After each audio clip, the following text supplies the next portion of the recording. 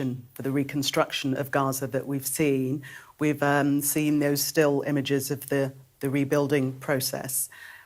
Is that a feasible suggestion? Because they would not want the people in Gaza to leave. Well, I think what's positive here, and the positive part of this development, is that finally the Arab countries in the region, after almost 18 months, a year and a half of conflict, have gotten together and started to take a bit of responsibility. And that is a result of the Riviera plan, the controversial plan that Donald Trump rolled out, which is probably not realistic, but it was a great disruptor. And it got them to realize that if they don't get their act together and they don't start to take responsibility, something else that they don't want to see happen might happen. The problem, the fundamental flaw with what they're proposing, they're talking about $53 billion to renovate, to rehabilitate, and reconstruct. But what about Hamas? Hamas remains in power in Gaza. This is a genocidal terrorist organization. And I think we all understand, especially after watching these rallies where they're releasing the emaciated hostages. A group of them met this evening with Donald Trump in the Oval Office at the White House. Seeing those rallies, seeing how there are still hundreds of armed, masked Hamas men, they still are in control of Gaza. We can't allow that to happen, and the Arab countries are ignoring that. So is that why you believe America and Israel have not favoured this proposition from the Arab countries for rebuilding Gaza? Well, I think that's the fundamental flaw, and that's part of it. Everyone wants to see Gaza rebuilt. Everyone wants to see the reconstruction. There's a tragedy that has befallen the Gaza Strip and the people of Gaza. I think Hamas is responsible for bringing this upon Gaza by assaulting and invading Israel back on October 7th, 2023, massacring 1,200 people and kidnapping, abducting another 251. But the fact is it has to be done in a way that prevents Hamas from still being in control of Gaza. We can't allow this piece of land to be controlled by a terrorist group. And this idea that they create a committee that's going to be ruled by technocrats and a professional government with Hamas behind the scenes, they'll be pulling the strings. It'll be like what we've seen in Lebanon in recent years, where Hezbollah's in control and they put up a puppet government in the front. This is a failed state, Lebanon. Do we want that for Gaza after this conflict? We want a better future. I think it's in everyone's interest, but we need to get Hamas out of the picture.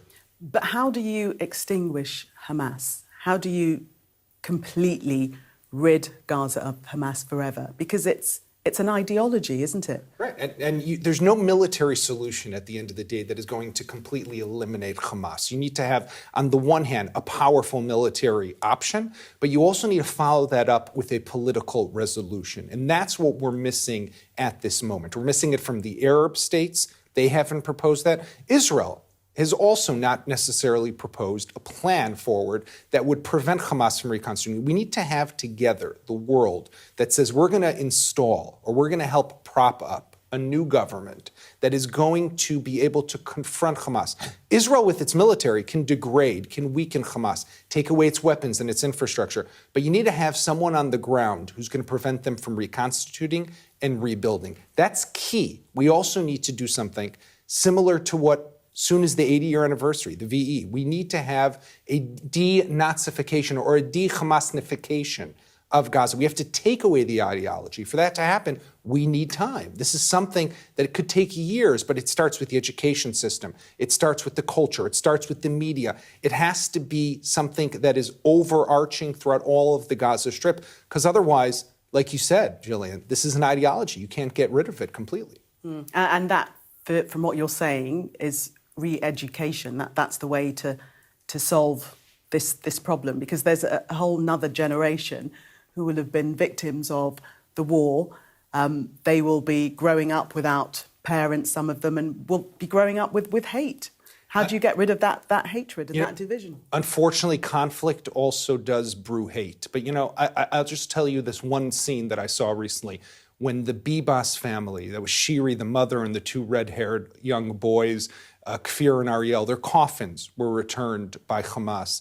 And you saw that some of the Palestinians brought their children to that rally, to that handover of coffins. Who brings children to a scene like that? That says something, unfortunately, about this society. That has to change. It has to change at the root, at the core. And for that to change, we need to have a global effort here that talks about the re-education of what's been happening, what's in the textbooks, what's being spoken about, what's in the cultural system, All of that has to be part and parcel of whatever solution we're going to bring to the table. What's your view on the ceasefire deal at present? Because it's really hanging in the balance now, isn't it? Especially with aid being blocked from going into Gaza by Israel. Well, I would want to see, Gillian, the 24 living hostages come back. In my opinion, that's the most important thing that we can do right now, is get these people. They were abandoned, and the country, Israel, the government, the military, failed them back on October 7th. We have a responsibility to bring them back to their families and to their country. And whatever we have to do that, we should be doing that. That means doing another deal with Hamas and continuing this deal, even if we have to declare, for now, an end to the war. I think that that's what we should do. But the problem here, at its core, and this is why it's not happening, is that Prime Minister Netanyahu understands, how can I end the war when Hamas is still there? How can I agree to pull out all the IDF troops, the Israeli forces from Gaza, when Hamas is still there? They'll just rebuild. Israel today is holding a piece of land along the border between Gaza and Egypt to stop the smuggling of weapons. If they pull out, Hamas starts to smuggle weapons again, we'll meet Hamas again, God forbid, another October 7th-like attack a few years from now. What did we achieve? And that's the quandary that we're currently facing. Yaakov Katz, thank you so much for sharing your expertise with a security expert and former editor-in-chief of the Jerusalem Post. Thank you.